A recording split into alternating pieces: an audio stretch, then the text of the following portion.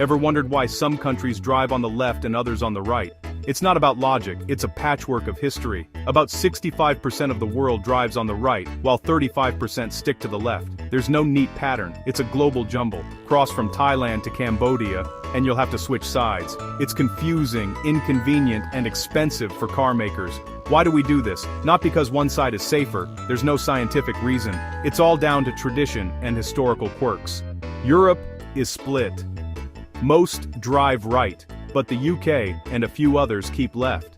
South America is mostly right, except for a couple of outliers. Even the Caribbean is a mix. Manufacturers must build cars for both systems, doubling costs. Yet we've never agreed on a single rule. It's like having two types of plugs but for roads. The real reasons go way back, long before cars, to a time when the biggest road hazard was a man with a sword. To understand why, we need to travel back in time. The story of left versus right is a tale of accidents, stubbornness, and the whims of powerful people. So, why left? Why right? Let's find out. The answer lies deep in history, and it all starts with swords, not steering wheels. In ancient times, people kept left for a simple reason. Most were right-handed and wanted their sword hand free when passing strangers. Archaeological evidence from Roman roads shows deeper ruts on the left, suggesting heavy carts kept left. This left-side habit continued through the Middle Ages. Knights on horseback kept left to greet friends or defend against foes. Mounting a horse was easier from the left, especially with a sword on your hip. For centuries, left was the norm across Europe. No signs needed, just habit. So, if everyone kept left, why did so many switch to the right? The answer, as with many European changes, involves the French. The left side rule was practical and widespread, but history had other plans. Soon, a revolution would flip the script. The world was about to change sides. Enter the French Revolution. The French Revolution in 1789 changed more than politics, it changed traffic. Before, aristocrats rode left, peasants right. After the revolution, left became dangerous, so everyone moved right. In 1794, Paris made right-hand traffic official, a symbol of equality. Napoleon spread this rule across Europe as he conquered new lands.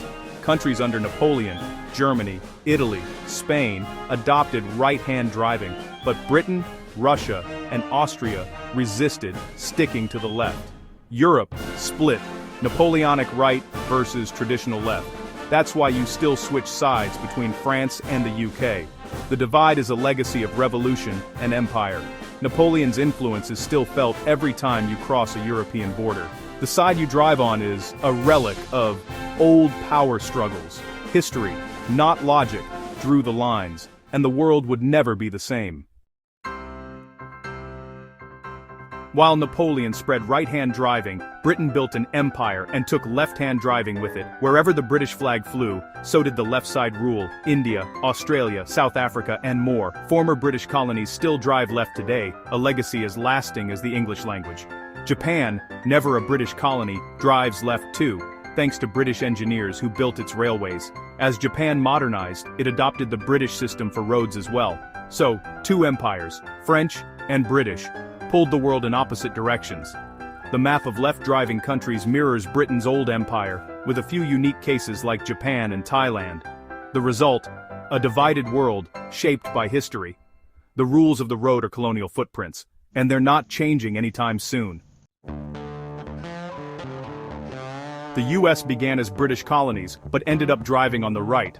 Why? The Conestoga wagon, America's freight hauler, had no driver's seat. Drivers rode the left rear horse, keeping their right arm free to whip the team. To avoid collisions, they kept right, so they could see oncoming traffic. Pennsylvania made right-hand driving law in 1792, and the rule spread as the country grew. It was a practical bottom-up change, not a royal decree. Canada was split, French areas drove right, British areas left. But US influence won out, and Canada switched to the right by the 1920s. Newfoundland held out until 1949, then joined the rest. North America became a right driving zone, thanks to practical needs, not politics. The side you drive on in the US is a legacy of wagons and whips. Sometimes practicality beats tradition. Switching sides isn't easy.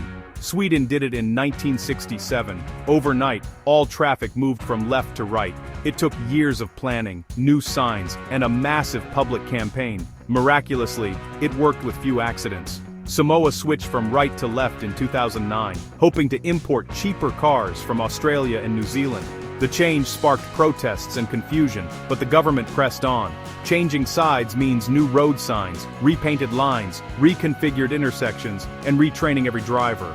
It's expensive, disruptive, and risky. That's why most countries stick with their original choice, no matter how illogical it seems. Once a habit is set, it's hard to break. The cost of switching is enormous. Even a small country faces a logistical nightmare. So, the world remains divided. Changing sides is rare, and always chaotic. Most just muddle through. The side you drive on is living history, shaped by Romans, knights, revolutionaries, and empires. There's no right side. Both work, as long as everyone agrees. The global split is a quirk of tradition, not logic. The British Empire and Napoleon left their marks on our roads. American teamsters shaped North America's habits. These choices are deep-rooted cultural habits, not rational decisions. Our world wasn't designed from scratch. It's a patchwork of old rules.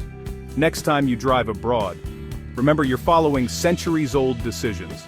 The steering wheel's position is history in motion, and that's what makes driving a little more interesting.